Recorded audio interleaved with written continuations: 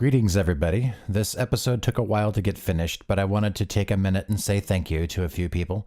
First off, to Christian Hartleben, who is a valuable longtime member of the Twin Peaks community who works tirelessly to make newcomers feel welcome and to act as a resource for all of us as we continue the eternal quest of parsing out the intricacies of Lynch and Frost's world. He certainly has been there for us here at Counter Esperanto. I have forgotten to include him in thank yous and dedications in the past, so I wanted to single him out specifically. Next, I would like to thank Carl the Elder for his wonderful readings. My co-host Carl was adamant that we have a third voice to do some of the heavy lifting as far as readings go in order to make each podcast more compelling and listenable, and I think it does just that. Lastly, I want to thank my co-host Carl, who did all of the research and work for this episode while suffering a sequence of flus and migraine headaches. That's dedication, folks.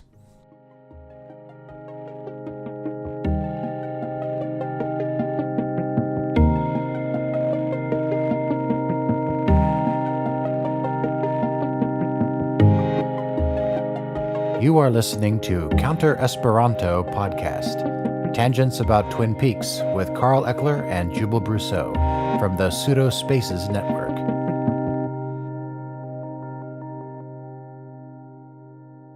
Welcome everybody to Counter Esperanto podcast. I am your host Jubal, and I'm with... I'm not on mute. I'm Carl Eckler. And today we're going to delve further into Twin Peaks as an expression of the weird in literature and art. We're going to be delving deeper into the mythology of the show. Last time we talked about the psychogeography of the Pacific Northwest, and we kind of went around the edges of things, but now we're going to delve a little deeper. And then we're going to have a reading from Carl about Theosophy, which of course is some of what Mark Frost brought to the table to help explain or at least give some structure to David Lynch's more out there imaginings. I wanted to make connections with Brother 12 and Twin Peaks, but other than location, there's not a whole lot of actual cultish activity, and Theosophy really is... It's less able to be turned into a cult as is. Instead, it doesn't tend to inspire the sort of insanity that we might see from the Branch Davidians or anything else. The Brother 12 commune, for instance, was mostly a combination of Christian eschatology and theosophical leanings. It was kind of the prototypical New Age kind of cult scenario, which is where Theosophy's negative connotations come in frequently. That and Nazism. Right. And it's kind of funny because it inspired Nazism in a lot of the sort of New Age thinking of the 60s and 70s, where Theosophy and Buddhism and Hinduism kind of gets all stirred together. The interesting thing is that probably Theosophy's most lasting contribution to world culture is in Mahatma Gandhi and his crusade against the British occupation of India, which eventually bore fruit in a modern democratic Indian state.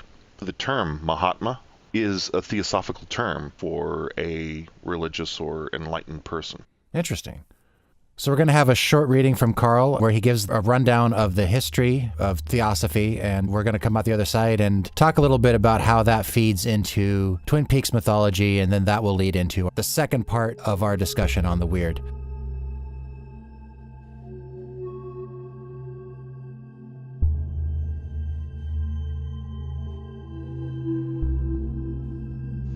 A beginning is a very delicate time. So said Princess Aurelian in the prelude to David Lynch's Dune. Ask any author and they will tell you, the beginning of a book is the most difficult part to write. It's not just the trouble of choosing the perfectly striking first line. The decision of where to begin a story can be as, or more important, as how. Where, then, does one begin a story that encompasses the beginning of the universe and the end of time? I have no idea, and so I will adopt the convention of the biographer, who starts the formal recollection of a life at the point of birth.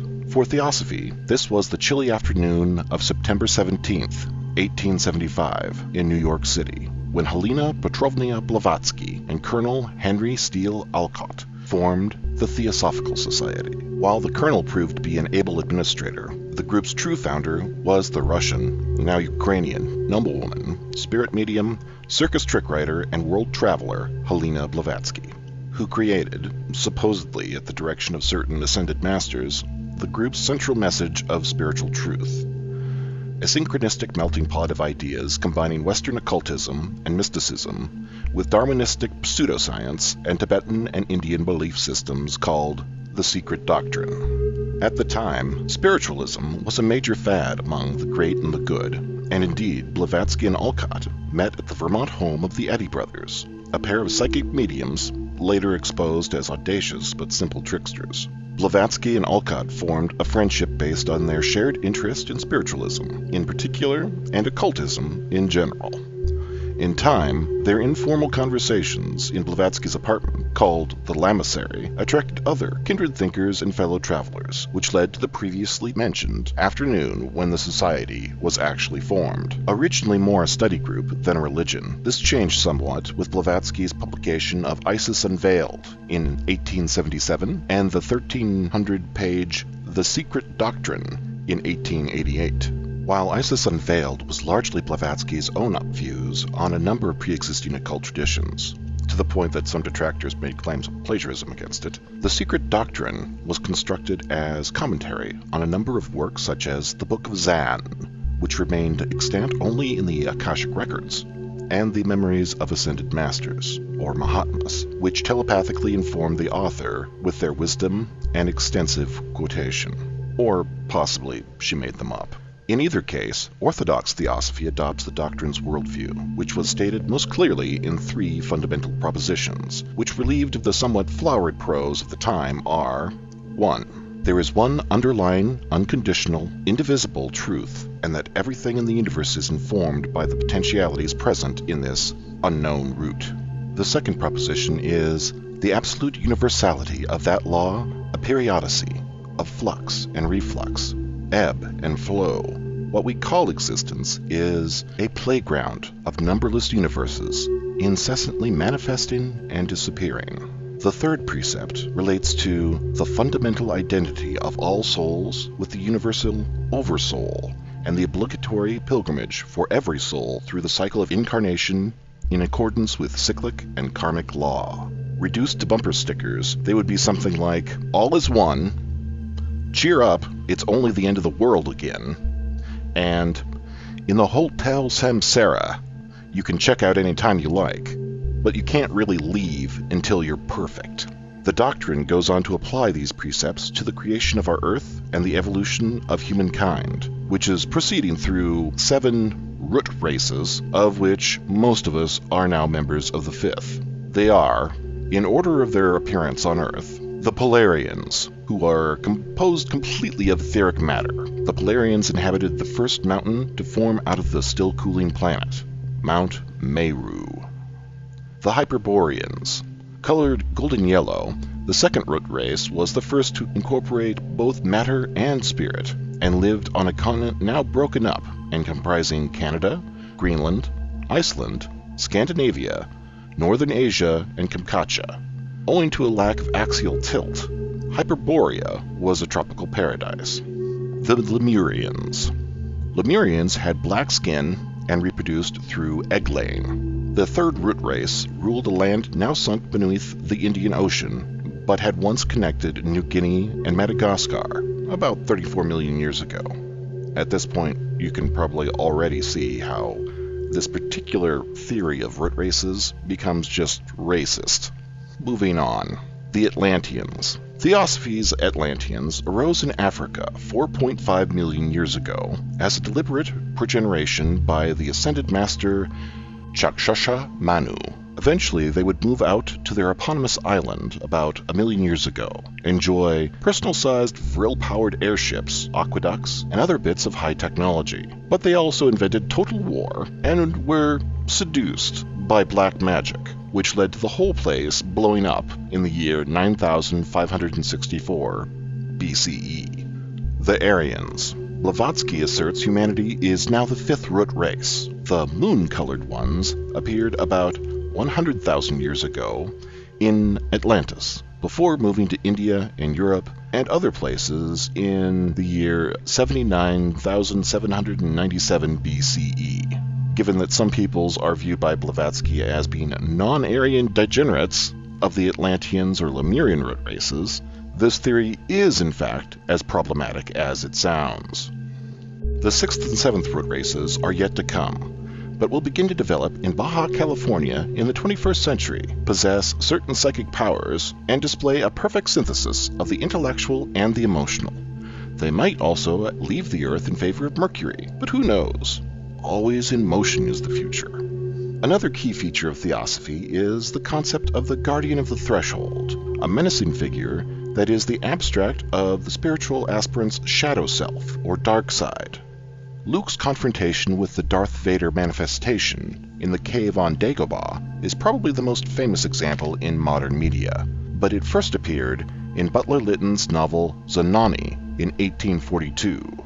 That said, the Egyptians believed in a part of the soul called the Kaibat that needed to be separated from the Ba prior to taking one's proper spot on the Sun Barge's eternal fight against Apep. Plato spoke of the apposition of the id and the ego, and so on and so forth. If you're still listening, then you are probably familiar with the term dweller on the threshold mentioned by Deputy Hawk when discussing the black and white lodges and the entities within, but the concept shows up in everything, from Van Morrison songs to Roger Zelazny's Chronicles of Amber. In weird fiction, it appears in August Derleth's posthumous collaboration with Howard Phillips Lovecraft, The Lurker at the Threshold, and it also appears in just about every fantasy quest ever, in one form or another. The concept of the root race can be seen in Lovecraft's The Call of Cthulhu, and other stories of his that feature previous inhabitants of Earth that may have created humanity as a mistake or a joke. It also certainly influenced the Nazi idea of Aryan racial supremacy, and so has a lot to answer for. On a possibly more positive note, Theosophy and its concepts have had a profound influence on modern New Age religions and cults, providing solace to some, huge profits to a few, and wonderful entertainment to us all.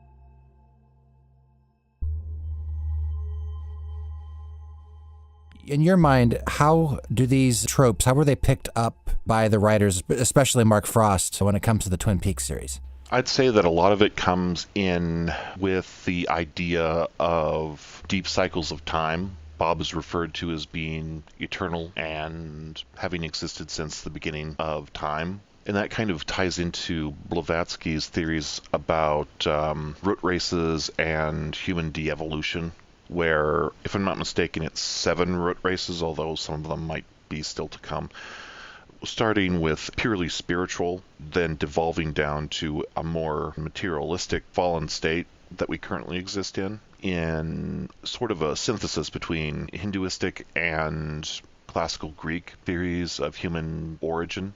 In the Greek, we have the Golden Age, and then the Silver Age, and then the gods create the modern humanity, which can self-generate, and our age continues on and has progeny, but is existing in a fallen state. To the ancient Hindus in the Yugas, and this is the bit that Blavatsky picked up on. It's not a single happening, but instead there are great cycles of time called yugas, where there was the golden yuga, where everything was perfect and awesome, and then the silver yuga, and then the bronze, and then iron, which is what we live in. And these are the kind of the Western impressions of what these were like. The actual Hindu word for the yuga we're currently living in is the Kali Yuga. And Kali, of course, is the devouring mother. Each of the yugas are, if I'm not mistaken, something like 140,000 years long. 4 yugas in the cycle, and we're at the end of the second cycle of yugas. The Hindu outlook of where we are now is encompassing a great breadth of time compared to the 6,000 years that Western humanity believes that we've been around for. Well, 6,018. Happy New Year! Yeah, Happy New Year! Yeah. It's interesting to think, too, the idea of an incomprehensible amount of time, because to most people, it's like you think about, okay, there's the 6,000 years of some sects of Orthodox Christianity. But then you also have, like I said, the Yuga would be 140,000 years. And then we think about geologically, millions and billions. And honestly, it's like you go too much further outside of your lifespan and its duration is almost inconceivable. We can kind of picture 100 years, but as soon as you start pushing 1,000, it becomes almost theoretical in our minds. Time is symbolic. Very much so. I mean, we just cannot process amounts that huge. It's hard for most of us to imagine $1 million. That is about the cost of a really nice house these days. But to picture $1 billion, we have to look at massive engineering projects or examples of government spending in order to come to that range. So great cycles of time factor into Hinduism and Theosophy. Threading this back to Twin Peaks, the mythology definitely, it seems that they are playing around with time on a number of levels. I mean, obviously we're getting a series now 25 years after, well, it's going to be 26 years after the original series, but diegetically in the story world, it is 25 years later. That's significant. And then there's also the fact that the lodges appear to exist outside of any of the concerns of time. Time seems to almost run backwards and forwards.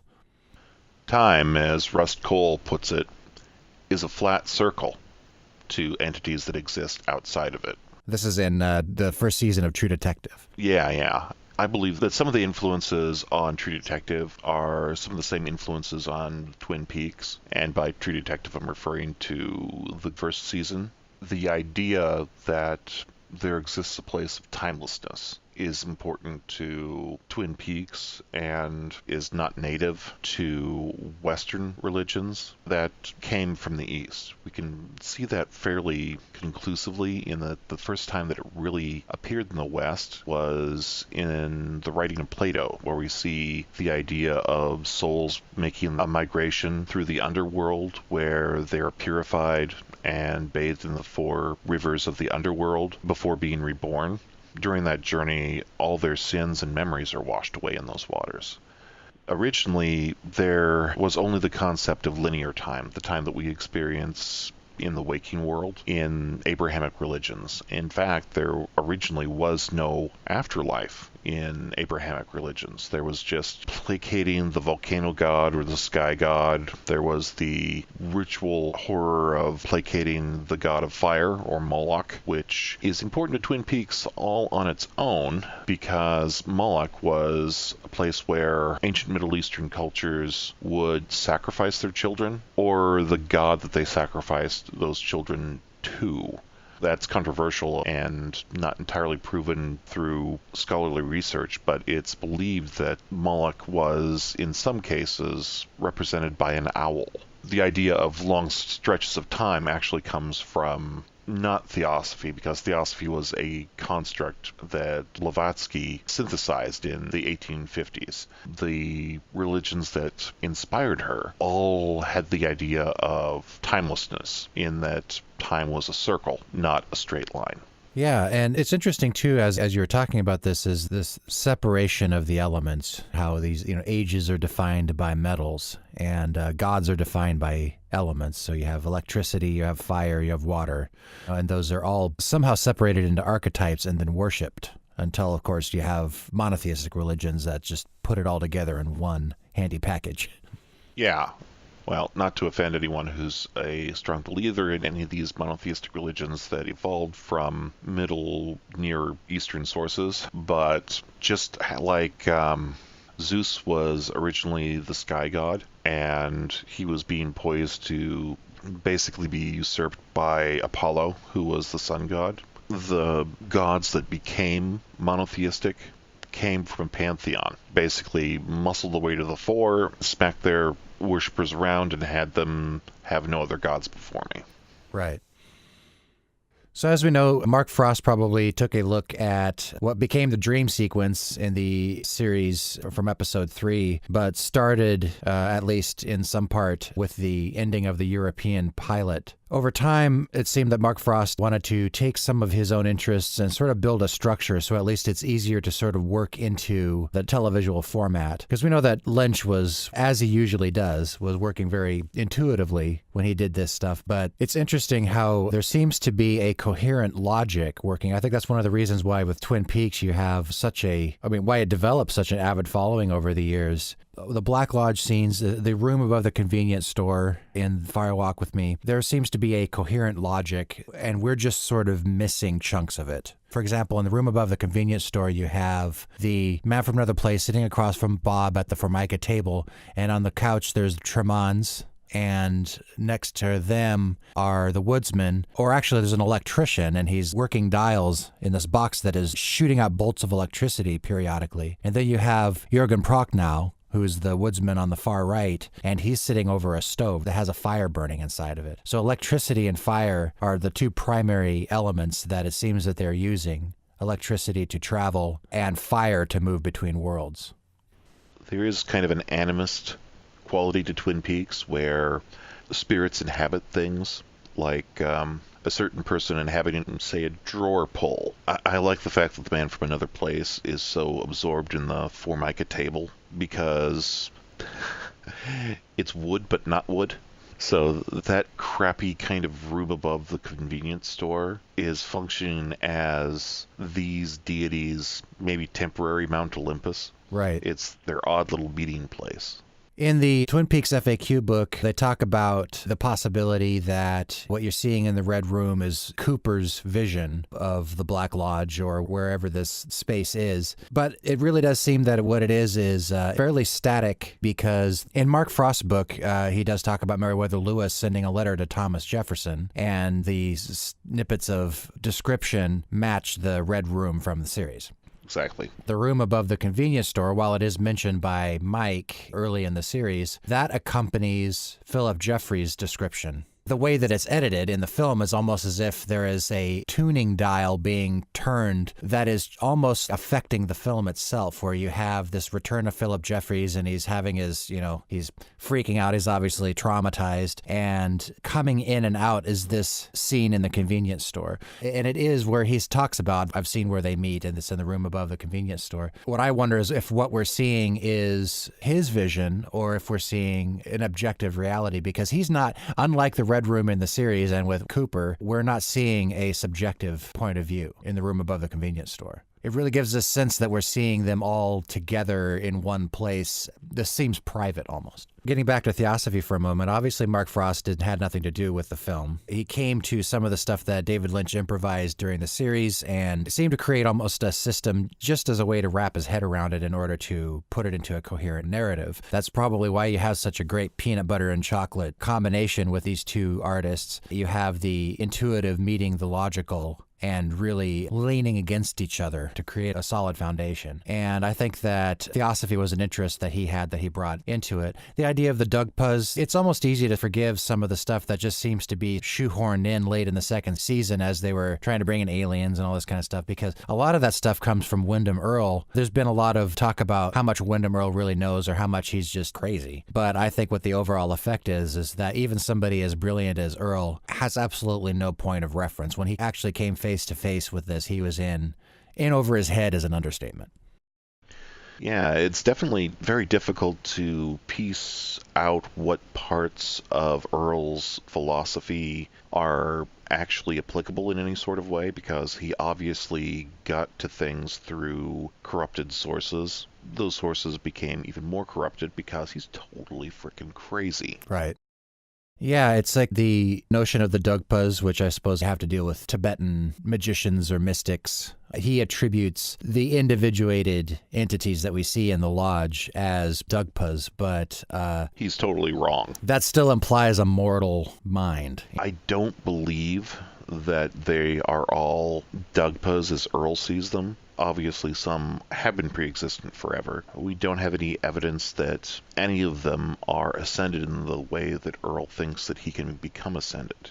Going back to what passes for real reality in esoteric circles, Dugpa is not an actual real thing. A Dugpa is a corruption of a Tibetan word for a monk or holy man, or even a kind of guru or teacher. I think the original word's something like dukkha. I don't have my notes on that handy, but I think it was Blavatsky that introduced that concept It's based on the same word that became the tulku from a certain unmentionably bad version of The Shadow from 1994 with Alec Baldwin in it. Oh, yeah, I remember that. Alec Baldwin's teacher, the tulku, kind of, his version of the ancient one, was a Dugpa. That's another corruption through pulp fiction. It's coming back to the same sort of spiritual teacher kind of concept.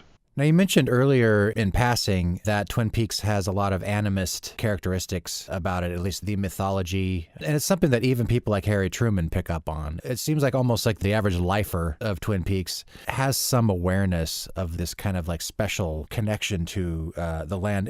Give us a kind of a rundown of what that means, animist nature.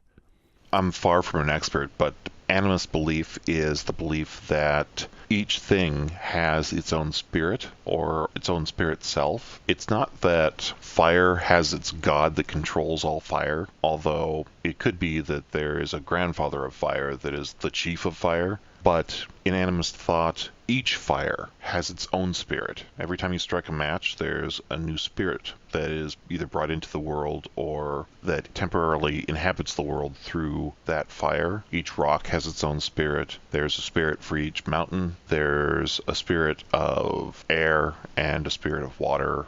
So there's a spirit for a lake. There's a spirit for each tree. We see that even coming through in later religions and myths from our more familiar Greek myths of dryads and naiads and other nature spirits. Each one of those was occasionally have been given named, and they interact with the gods in different ways. But originally, it was the fact that, each stream had its own guardian spirit, its own naiad. If we're going to start edging this towards a discussion about the weird, more than Lovecraft or anyone else, I would say that the writer that most closely is in keeping with what we're seeing in Twin Peaks would be Algernon Blackwood. In particular, his stories, The Willows and The Wendigo, both highly recommended. In fact, that would be good reading to get under your belt, listeners, because we will be discussing him in future episodes. In The Willows, there's a great description in this recent article from last month by Michael Dirda in the New York Review of Books.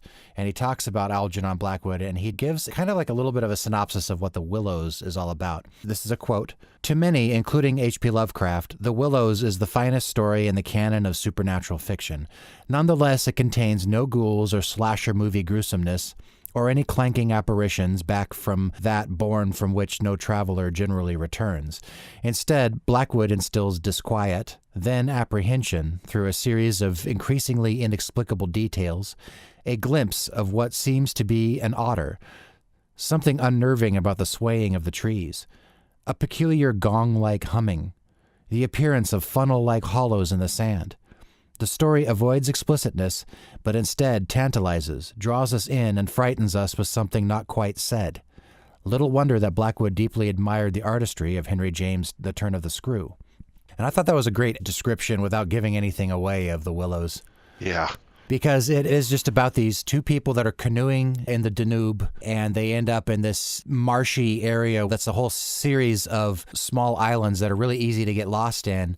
Blackwood just builds this idea that there is something, that there is a dimension, that the wall is thin here. Yeah. That there is another dimension, an unseen dimension that can't quite be apprehended, but that it's pressing in on the reality that we inhabit. And so all that we can see are small impressions of what may or may not be there. And this would be a good way for me to segue into a theory that I put forth originally in a email to the wonderful Sparkwood and 21 podcast. This is a while back, and they had me on early last year to discuss this email, but also just they had a really great series of interviews with some listeners, and I was honored to be one of those. And I also did a reading of this for Twin Peaks Unwrapped, but I wanted to put it in our podcast so that we can sort of get the discussion going about the weird in Twin Peaks and the mythology. David Lynch's work is something that I've found easiest to interpret when I just sort of let it wash over my mind like a dream. In a dream, we take strange events and bizarre temporal juxtapositions in stride. If we approach the bizarre elements of Twin Peaks in this way by being alert and yet letting rationality go, interesting things emerge. It seems to me that Bob, Mike, the Tremons, the man from another place, and the rest are either transdimensional beings or aspects of a single entity that is pressing in on our own dimension enough to be aware of human consciousness. By transdimensional, I mean in a fifth dimensional sense, if we live in 4, length, width, height, and duration. This entails a form of consciousness that experiences causality as a static state of affairs, which quantum physics and Buddhism both allude to frequently. The town of Twin Peaks and the surrounding area happens to be a place where the veil is thin enough that a kind of cross-section of communication is possible between these entities and those of us that carry a kind of sensitivity. By cross-section, I mean a truncated form that only works through the human consciousness, which would be the closest thing that they could latch onto. A bigger picture way of thinking that is outside of language, which is the product of linear thought. That's what I think the backwards-forwards language of the lodges represents. Somehow electricity comes into play. The buzzing of the ceiling fan, the sound of the power line in the trailer park where Teresa Banks and the Tremons Chalfonts at one time lived, all heralding the being's nearness or arrival. It's almost like the tuning of a radio and the, quote, intercourse between two worlds, as the man from another place puts it in Fire Walk With Me, becomes possible. What these entities do is pick up on symbols in our minds and play with them, or arrange them in ways that seeks to communicate, and also represents their communication with each other to us, since we would never be able to comprehend them directly. Garmonbozia is a prime example. What is creamed corn? It is one of the most universally loathed foods by children, at least in the Western world. It seems to me that it was a symbol, attached to an emotion, pain and suffering, that was pulled from the mind of a human that they encountered, perhaps someone with a childhood memory of being forced to clean their plate or suffer a beating. Burned engine oil, strong smells that create specific memory triggers in people. The sense of smell is located in a part of the brain that is very close to our memory center.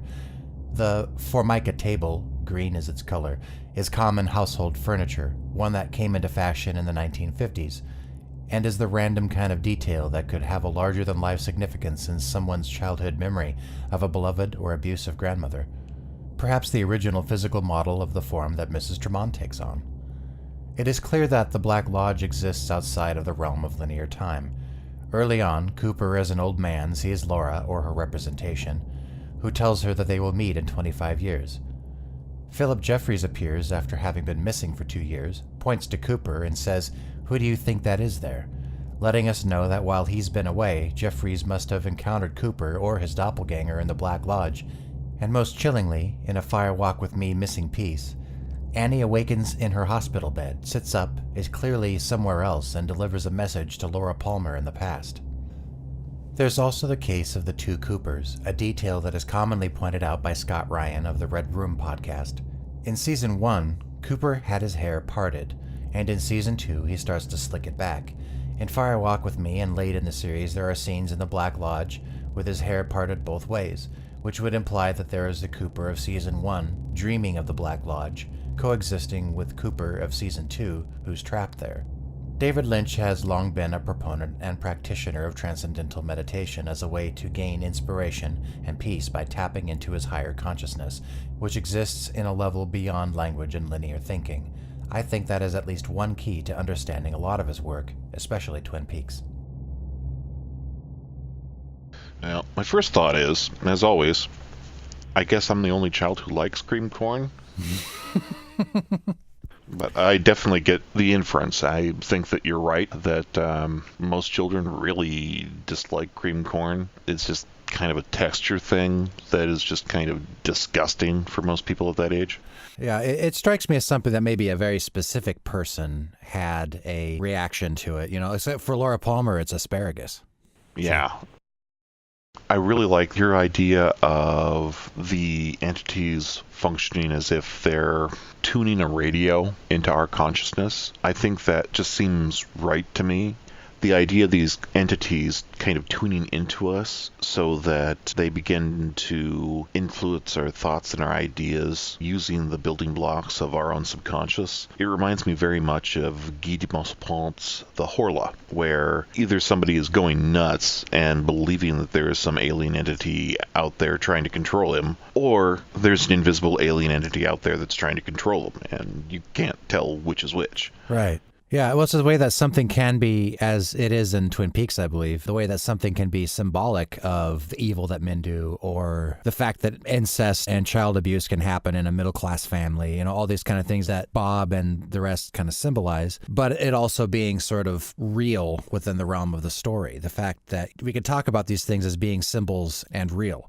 And the reason for that, of course, is the fact that Bob's image stays static. He's seen in dreams and in visions by several different people as a greasy-haired drifter with a denim jacket and a constant malevolent grin. A lot of my theory that I wrote down there in that piece has to do with, really was watching the missing pieces and seeing the room above the convenience store scene without any of the editing. It's such a strange mix of imagery and symbols. You have bowls of cream corn on the Formica table. You have a bucket on the floor in front of Pierre Tremond, the little boy, but you don't know if there's cream corn in that at all. There's an overturned bucket next to the jumping man, and what he's jumping on is a milk crate. There is a man to the jumping man's left that is sitting there, and all he does is lean on a stick, on a wooden stick, and occasionally he taps it, but he taps it in reverse, so you get that sound. And you get the Tremond sitting on the couch. Pierre is slumped way down with his foot resting on the bucket in front of him. And next to him is the electrician, one of the woodsmen, turning dials. And then you have Jürgen Prochnow character sitting next to a fireplace. Bob has his head slung way back, and he's just grimacing at the ceiling. And then that's when the man from another place sort of gives us, oddly enough, considering this mishmash of imagery and symbols, a lot more concrete information than we should normally expect. But what it seems to me is that you're seeing a combination of symbols that are pulled possibly from different people's minds by entities that aren't really maybe seeing us clearly. And we're, of course, incapable of seeing them clearly. And to me, this is the truest expression of the weird in Twin Peaks, this inability of the human mind to fully comprehend what it's seeing, and so it fills in the spaces with symbols. But it's the fact that those symbols stay static across all of the human minds that are seeing it. These are the same symbols. So that's why I say that they are building a lexicon. They're building a means of communication. Whether they're doing it intentionally or not, who knows? But there is a coherent logic there. Break the code, solve the crime. Right. Yeah, I definitely agree that these entities, whether they're actual alien entities or pre-existing races or celestial walk-ins or whatever they are, they might have sprung from humanity or be the forefathers of humanity, but they are not human. Right. Whether they are or they're using symbols really doesn't matter, because the effect is the same. Whether Bob is simply the evil lurking in all of our subconsciousnesses, or whether he is a benevolent entity built out of subconscious impulses, images, and bits and pieces of how different people see the world, he functions with a degree of autonomy. All of the Lodge Denizens have that same level of autonomy, it seems, even if we cannot comprehend them, even if we can barely speak with them. A lot of that is, I think, predicated on the fact that they don't see time the same way. So much of the human mind is based on duration and time kind of moving forward, where we have, if we're lucky, 80 or 90 years of conscious thought, and then we die, and then that's it as far as we our experience, whatever you believe in the spirit world, whatever, that is it as far as our perception is concerned. Right.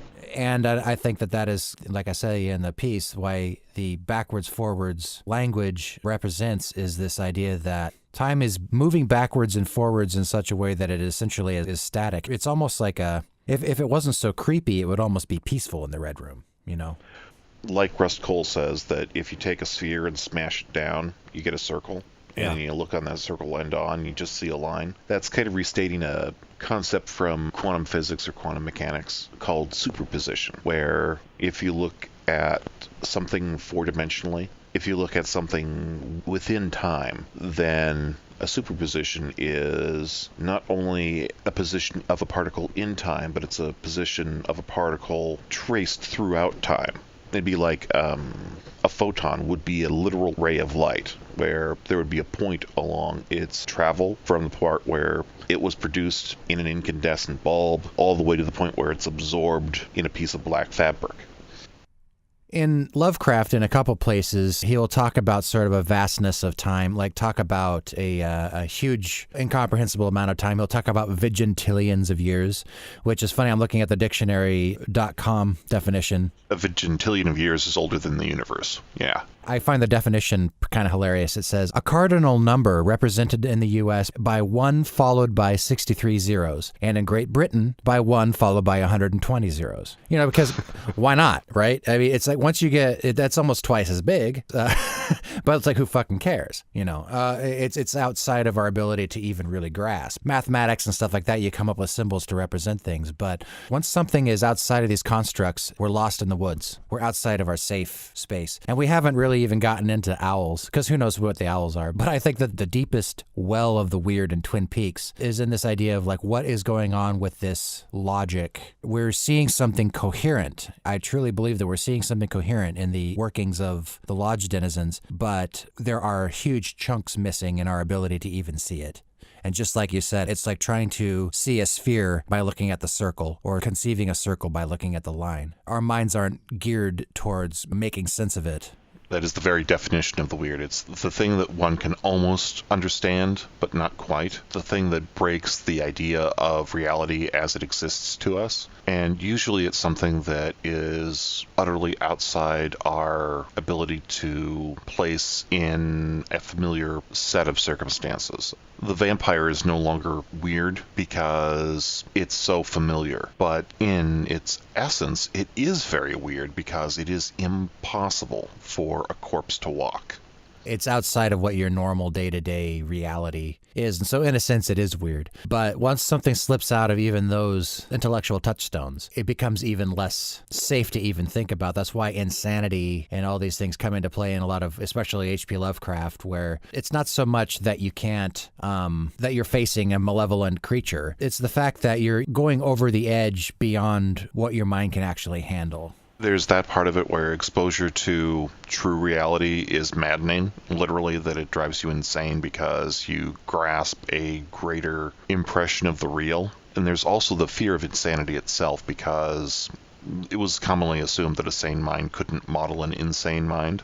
And there was a view of insanity that it was just absolute madness and randomness and utter chaos of incomprehensible thought, whereas in reality, people with mental syndromes have clearly definable issues and pathologies that we can model with our sane minds and we can identify and treat. But that wasn't true in Lovecraft's time, and Lovecraft didn't have access to the great anti-madness medication that would be developed 20 years later, which is penicillin, which got rid of tertiary syphilis, which cleared up a whole lot of cases of madness. I think one of the greatest sort of short statements by Lovecraft along these lines is the first paragraph of The Call of Cthulhu. The most merciful thing in the world, I think, is the inability of the human mind to correlate all its contents. We live on a placid island of ignorance in the midst of black seas of infinity, and it was not meant that we should voyage far. The sciences, each straining in its own direction, have hitherto harmed us little. But some day the piecing together of dissociated knowledge will open up such terrifying vistas of reality and of our frightful position therein, that we shall either go mad from the revelation or flee from the deadly light into the peace and safety of a new dark age. One of my favorite opening paragraphs. Mine too. Of a piece of writing. But that is exactly a perfect statement of the weird. And it's incredible that all of this, basically kind of starts with Harry Truman saying there's something dark in these old woods. The viewer gets a sense of that just from the way things are filmed. The cutaways of the waving trees, the lonely stoplight at Sparkwood and 21. Seeing that light there, you're not seeing a subjective view of that light. You're able to see it somehow as it exists alone without any viewer. It is this place that Laura makes her decision to jump off of James's bike and run out into the woods and meet her fate. There that light hangs the whole time. Over the crossroads. Over the crossroads. As I was watching the missing pieces in preparation for this episode, I was noticing the scene. It's interesting where the characters that really aren't part of this side of Twin Peaks, let's say Ed and Norma, for example, when you start thinking about the soap opera side of Twin Peaks in relation to this weird side, a lot of this stuff is just like the outside ripples. It's like everyone in Twin Peaks is existing at a different point on this pond, and then a stone is thrown, and the ripples will affect some people more directly and then some people more subtly. Soon after the scene, as I was rewatching The Room Above the Convenience Store, there is the scene in The Missing Pieces where Norma and Ed are in Ed's truck, I presume, and they're just basically spending time together. And then Norma decides to turn on the radio, and she turns the knob. And the way that Lynch sort of like will look at her face and then look down at her hand, and she's turning the knob, and she finds the station that is just barely reachable between two areas of static. And when she finally does center on that music, it is the theme song of Fire Walk With Me that you hear over the beginning credits. It's interesting because before that, we heard all this stuff about electricity, the intercourse between two worlds. When the electrician in the convenience store scene, he flips a switch or turns a knob, and there's this big shock of electricity, and suddenly the man from another place becomes sort of agitated. Bob says, "I have the fury of my own momentum." He gets this look of just, I can only see it as rage on his face, or madness. And that is where Fire Walk With Me is uttered, and Bob and the man from another place pull apart the red curtains and walk into the red room. The room above the convenience store is probably a liminal space that exists a little closer to our reality than the red room, but it is still isolated between these planes of reality. But the next thing you see is Norma and Ed having their sort of sad but very ordinary drama. But just watching Norma tune in the way that Lynch has you focus on that moment, you start to realize how all of these things are connected. Whether or not they're driving us mad with revelation or just affecting our lives in subtle ways, they're all at play constantly. In subtle or not so subtle ways, depending on to whom and how far we open ourselves to them. Yes. Yes. Before we close up, I wanted to finish off something that I did notice. I remember when you and I watched The Missing Pieces together a while back, and there's a scene where Garland Briggs is reading from the Bible to his wife, and he reads Revelation 11:3, I believe.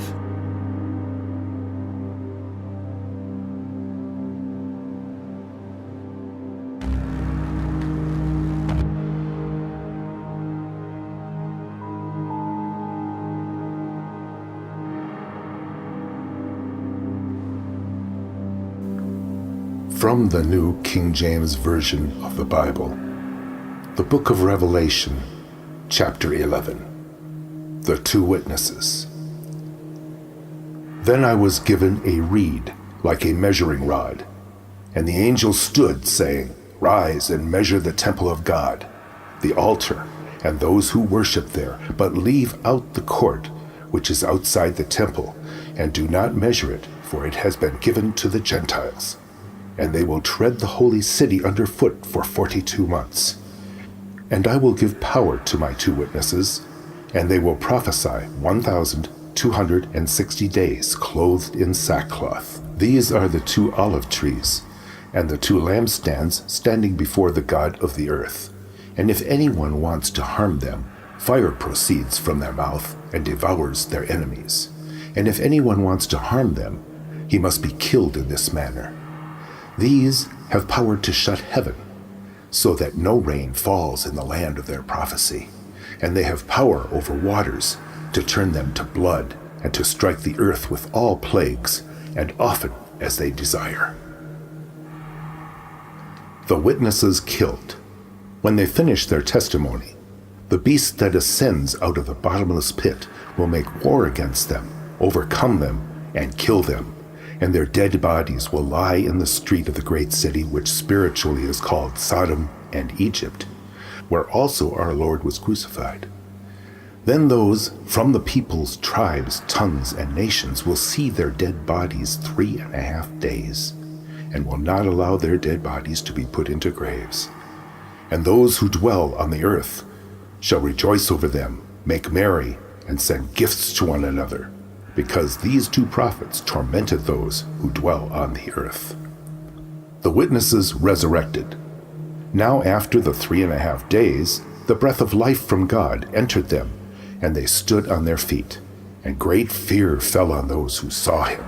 And they heard a loud voice from heaven saying to them, "Come up here." And they ascended to heaven in a cloud, and their enemies saw them. In the same hour there was a great earthquake, and 1/10 of the city fell. In the earthquake 7,000 people were killed, and the rest were afraid and gave glory to the God of heaven.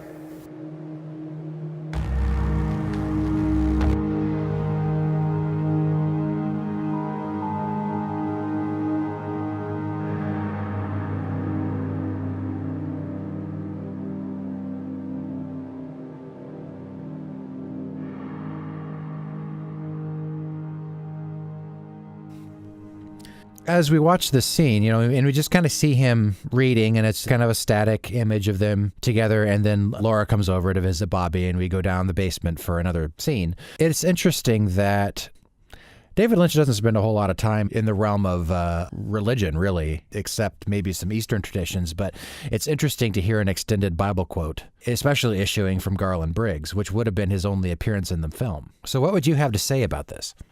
Well, it's Revelation, so of course it doesn't make any goddamn sense. The 2 olive trees and the 2 lampstands standing before the God of the earth.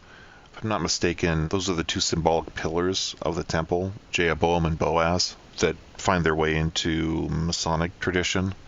Revelation goes through and kind of retells the Christ tale over and over again in different ways.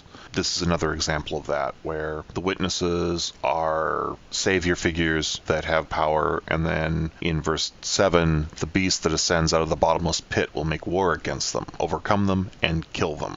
And their dead bodies will lie in the street of the great city. They will see the dead bodies 3.5 days, blah, blah, blah, blah, and then they'll be resurrected. That happens later in chapter 11. That's why I actually see in Twin Peaks that writing as being foreshadowing of the 2 women who are murdered by Bob in the series. That it's about Laura and Maddie. My thought was, is this Laura and Maddie? Is it Laura and Cooper? Is it Laura and Ronette? Or is it Laura and Teresa? I think that you might be right, because both of them are killed by Bob. Well, so is Teresa. Well, Teresa, actually, I think might arguably be more killed by Leland than Bob. Well, Teresa wasn't part of Twin Peaks, the show. We hear that she was murdered, but it's not pictured. Nations will see their dead bodies 3.5 days and not allow their dead bodies to be put into graves. Laura literally won't stay in the grave. When Leland falls on her coffin, she's going down and coming back up, going down and coming back up, which is hilarious. But symbolically, one can take it to be the same as Muhammad's tomb, which is traditionally thought to be mystically held between heaven and earth in a liminal state. Laura is haunting Twin Peaks. Her body is in the street of the great city and won't go away until finally someone resurrects them and they hear the loud voice from heaven saying something. And they ascended into heaven in a cloud, and their enemies saw them. To me, that is both immediate in that right before Laura's death by Bob Leland, she sees the angel, so she knows she's going to ascend, and that her decision was the right one. Well, if I'm not mistaken, Ronette sees the angel as well. Yeah. Cooper is the loyal prophet that follows the witness where she takes him. By doing so, he's eventually able to effect some kind of mythological closure. And that's where the seventh trumpet is sounded and the kingdom's proclaimed, and there were lightnings, noises, thunderings, an earthquake, and great hail. Just as when Bob leaves Leland, there were loud noises because the fire alarm's going off, thunderings, and of course everybody was doused in water. Yeah, there did seem to be an almost biblical disaster feeling. Yeah, like almost a flood is taking place because of Big Dick Tremaine's little cigarette there. It was a recent rewatch that I went through where I was kind of enjoying Dick Tremaine a lot more than I normally did, and then seeing that it was him that essentially catalyzes the end of Leland's misery. You know? Yeah. Well, it just kind of, goes to show that you never know what ripples your behavior or your actions are going to cause, especially if you're somebody as, well, let's say Dick Tremaine doesn't have a whole lot of self-awareness. One could say that. I just wanted to bring up this whole thing with this Bible reading that Garland Briggs was doing, because it's interesting that Lynch put it in there, and it was just long enough where it's like we really need to pay attention to what he's saying. The great thing about prophecy in general is that it is mutable and open to interpretation, much like most of Lynch's work. And I think that's why he especially liked this bit from Revelations, because it is very open to interpretation. It could have been Bob Ingalls, too, because Robert Ingalls was who he was writing the script with. That's something famous that behind the scenes is that Lynch and Ingalls and Frost and Peyton kind of paired up. There was kind of like little two camps there. They weren't exactly like the Hatfields and McCoys, shooting at each other from across the street, but they definitely kind of had their little camps, So who knows what Bob Ingalls brought in, but it's like I said in the first episode, the final draft of the script is in the editing room. Always true. So I think that's enough for 1 week. Sorry this is getting out so late, folks, but we just keep getting hit with the seasonal sicknesses and whatnot. But hopefully we'll be on track for another episode more quickly. Yeah, it was totally my fault. I was just throwing up sick most of last week. Yeah, I was not doing any of the research that I was going to be researching then. And that's quite all right. So far, I've managed to dodge several bullets. Here's hoping that I don't get hit next. But, you're in Spokane, so I won't be getting your disease, at least. I hope it's not transferred via Skype, because otherwise I'm going to be getting all of the bugs that my work group does. So yeah. And then we'll be switching to FaceTime. Mm-hmm. All right, everybody. I hope that you had a happy New Year celebration or whatever it is you decided to do. And you can follow us on Twitter at C_Esperanto. And if you're so inclined, please go over to iTunes and rate us with 5 stars if you feel that we deserve it. And even better, leave a review, because we'd like to have some more correspondence with people. We have a lot of fun with interacting with people on Twitter. It's a nice, fast way to get some feedback, and we've been really enjoying that. And so everybody take care, have a happy new year, and we will see you in the next episode.